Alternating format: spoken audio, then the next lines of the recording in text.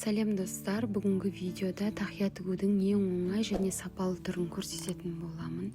Тақияға комплект ретінде осындай корсет тіккен болатынмын, оны келесі видеода саламын. Тақия тігу үшін бізге осылай матамызды қиып алу керек. Екі деталь основной матадан, одан кейін дублериннің ең қалың түрі паутинка. Біздің тақиямыздың жиегі 60 см, қатты дублерин и паутинка. Барлығын осылай кесіп дайындап аламыз.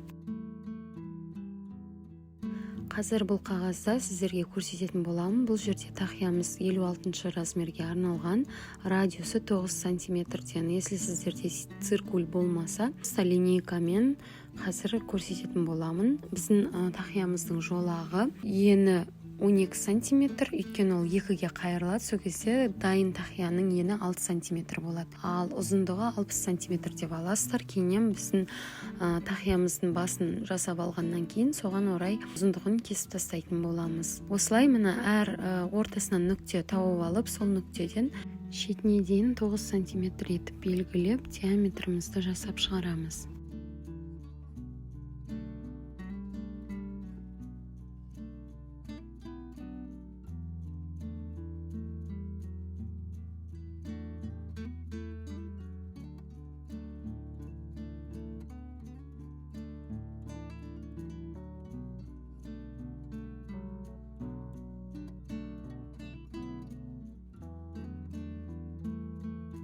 Енді біздің тақиямыздың төбесін шығару үшін 4 см осылай белгілеп, нүктеден қиып алып тастаймыз. Сол кезде біздің тақиямыздың төбесі дайын болады. Қазір матамызды, основной матамызға осындай қатты дублериннің клей жағын жабыстырамыз. Одан кейін үстіне паутинка қойып, екінші матамызды қоямыз. Сол кезде бізде екі мата ортасында дублерин паутинкамен жақсылап қабатталып үтіктелді. Енді артық шығып тұрған, аппақ болып көрініп тұрған шеттерін бәрін түзулеп қайшымен қиып тастаймыз.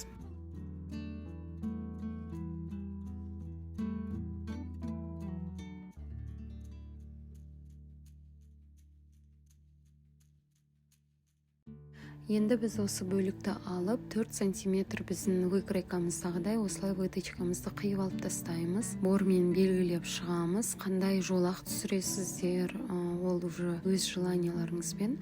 Мен осындай жолақтарды сызып алдым. Келесі біздің тақиямыздың жиегі. Бұл жерге ені 12 см матаға бір шетіне 6 см дублеринді клейлеп аламыз. Одан кейін оның бетіне паутинка қойып, тартып тұрып қолымызбен реттеп, осылай үтіктеп шығамыз. Артық көрініп тұрған жеттерін түзулеп қиып алып тастап, қазір жолақ тігіс түсіру үшін бормен белгілеп дайындап аламын.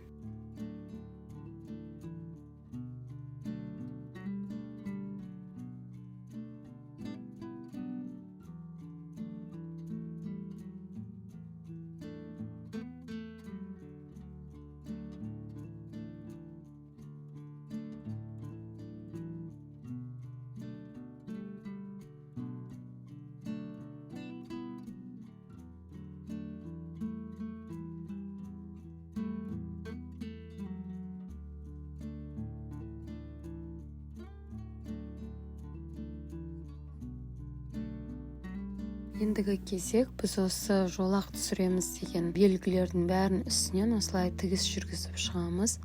Бұл жерде сіздер өз қалауларыңыз жасамасаңыздар да болады, немесе басқа формада тігістер түсіруге де болады.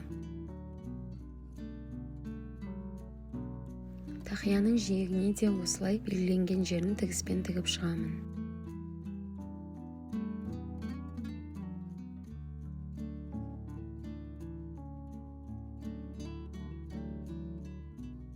Енді тақиямызды зигзаг тігісімен жинайтын боламыз. Бірінші басты бөлігін осылай закрепочный шов жасау арқылы зигзагпен тігіп алдым. Одан кейін жиегін соның бойына қойып, артық сантиметрді белгілеп қиып тастаймыз.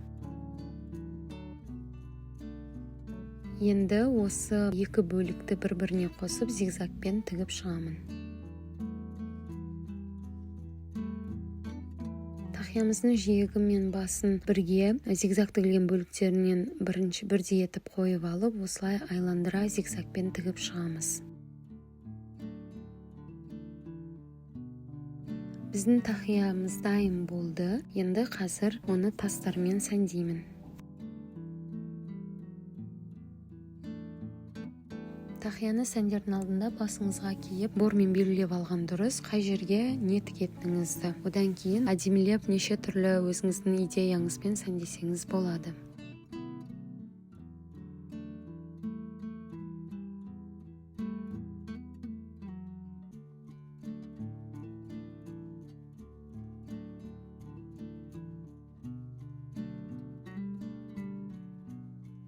Менің тақиям осылай шықты, өздеріңіз бағасын бере кетіңіздер. Менің ойымша өте ерекше, сәнді, нарядный деп айтуға да болады. Кез келген мерекелік кешке киюге болады. Келесі видеода корсеттің видеосын саламын. Лайк басып комментарий қалдырыңыздар.